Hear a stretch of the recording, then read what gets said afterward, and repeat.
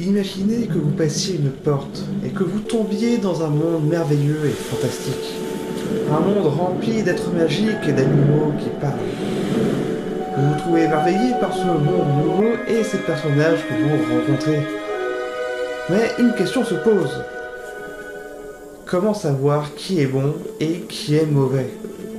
En 2005, le monde de Narnia apparaît pour la première fois sur grand écran. Adaptation du roman de C.S. Lewis, il nous présente l'histoire de la fratrie Pevensie qui fuit la guerre chez un vieux professeur. Alors qu'ils sont en train de jouer à cache-cache, Lucy, la cadette, passe dans le monde de Narnia grâce à une armoire magique. Sur place, elle fait la rencontre de Monsieur Tumnus, un timide faune, gentil et sympathique. Mais à quoi le devine-t-on? Comment peut-on s'assurer que Monsieur Tumnus est quelqu'un de bien? Bon, alors on va pas tourner autour du pot, Tumnus est un bon personnage. Mais ce qui rend le personnage vraiment intéressant, c'est son introduction.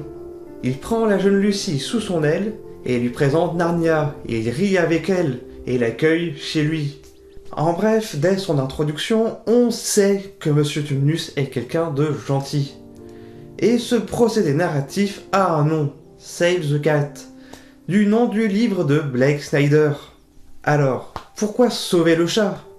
Ce que propose Snyder avec cette règle, c'est que pour rendre un personnage gentil, il suffit de l'introduire par une action qui le rendra immédiatement sympathique, comme sauver un chat. Le concept n'est pas récent. Avant de sauver le chat, la théorie énonçait l'idée que si un personnage caressait un chien, cela le rendrait immédiatement sympathique. Dans le cas de Narnia, c'est la sympathie de Monsieur Tumnus envers Lucy qui fait l'affaire, et en fait d'ores et déjà un personnage sympathique, et le place d'emblée dans le cœur du public. Pourtant, Monsieur Tumnus n'est pas le seul personnage à être introduit dans Narnia. Lorsque plus tard, c'est au tour d'Edmund de découvrir le pays magique, le public fait la rencontre de la sorcière blanche. Alors que le garçon est sur le point de se faire poignarder par son valet, la sorcière l'arrête soudainement. Elle prend Edmund sous son aile, le protège du froid et le nourrit. Elle lui fait même la promesse de devenir roi. La sorcière blanche est pourtant l'antagoniste du film. Certes, notre rencontre avec la sorcière blanche est ambiguë. Sa première apparition est plus brutale qu'avec Monsieur Tumnus, mais son introduction reste malgré tout marquée par sa générosité, et surtout par la promesse faite à Edmund. Alors, comment peut-on réellement différencier les deux personnages? Introduire un personnage est important dans la création d'une histoire. Les premiers instants où nous voyons apparaître un personnage nous suffit déjà à en voir les contours. C'est d'autant plus vrai dans les contes de fées où les personnages sont des archétypes et répondent à une fonction bien précise. Archétype que l'on retrouve un peu partout et qui a été repris par de nombreux théoriciens comme John Campbell et le monomythe qu'on ne présente plus sur cette chaîne, ou encore John Truby dans Anatomie du scénario. Chaque personnage a un rôle à jouer dans une histoire. Et aujourd'hui, plus que jamais, nous sommes habitués à regarder des films, à lire des histoires, et nous avons tous imprimé les différents codes narratifs et la construction de chaque archétype de personnage. Dès leur introduction, nous sommes capables de deviner les contours du personnage. A l'origine, la création d'archétypes permet de mieux distinguer la morale du conte de fées, et ne laisse alors que trop peu de place à l'ambiguïté d'un personnage entre le bien et le mal, même si certains ont su le faire.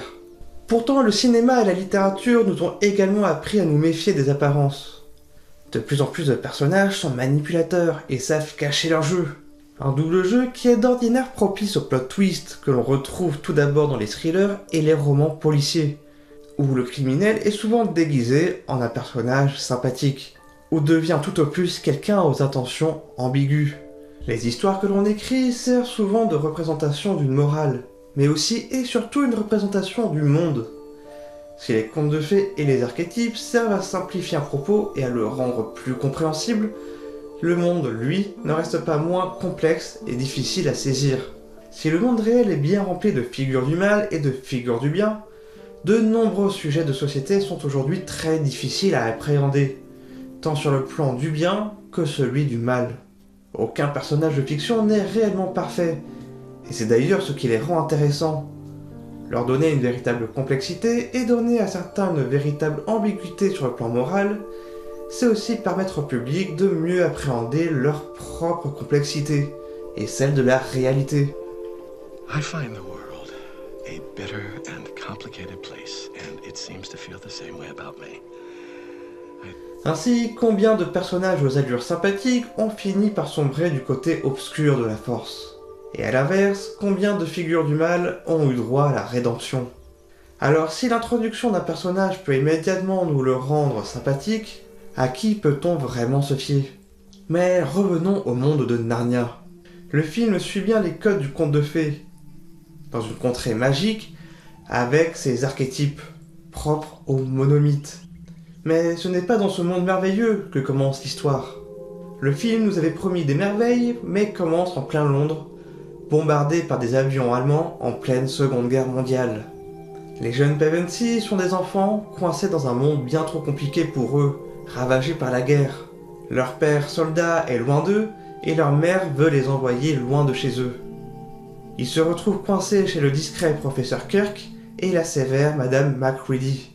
Un monde complexe qu'ils peinent à comprendre et dans lequel ils ne trouvent pas leur place. Ces enfants vont pourtant devoir faire leurs preuves à travers un voyage initiatique et choisir à leur tour le bien ou le mal. C'est le monde de Narnia qui va changer la donne. S'ils font face à un monde tout nouveau qu'ils vont devoir découvrir et appréhender, voilà enfin un monde qu'ils peuvent aussi comprendre et dans lequel ils peuvent prendre place. Malgré les personnages archétypés, Narnia n'en reste pas moins un monde complexe, fait de créatures magiques et d'animaux parlants, ravagés par une guerre. Et la sorcière blanche dans tout ça.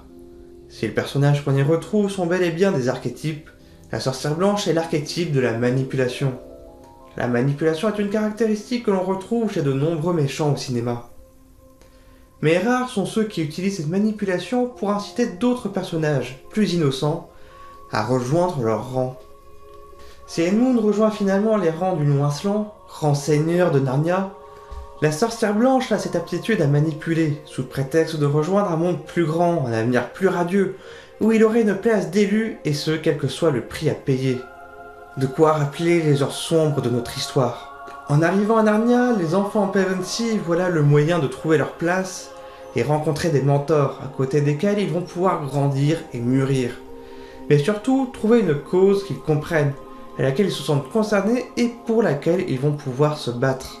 Un voyage initiatique dans lequel ils vont devoir faire leurs preuves et pouvoir à leur tour sauver le chat. Si le concept de Save the Cat nous permet de mieux saisir un personnage dès sa première apparition, le monde de Narnia nous a rappelé qu'un personnage peut être bien plus complexe et bien plus ambigu.